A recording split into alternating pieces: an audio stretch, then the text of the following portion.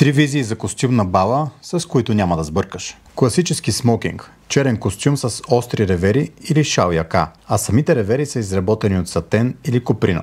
Комбинира се с черен панталон с регулатори, а не с колан. Ризата е бяла с яка за папионка. Копчетата на ризата са видими черни или скрито закопчаване. Бувките официални, може и с лак по тях. В визия номер 2 ще разширим предходната. Ако ти е скучно да си в матово черно, можеш да бъдеш в черно сако, но ушито от плат кадифе. Или пък кадифе в цвят бордо, тъмно-синьо, зелено, дори в розовата гама.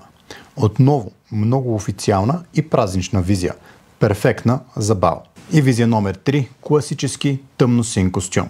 С него можеш да отидеш на бала, можеш да отидеш на важно работно събитие, можеш да отидеш и на сватба. Много универсална визия, която лесно ще носиш и след това. Сподели видеото на приятел, с когото имате бал тази година и обсъдете как да приковете всички погледи към вас. За да сте сред най-добре облечените, от фабрика Успех МТМ ще ви консултираме напълно безплатно. Свържете се с нас, защото часовете ни вече се запълват.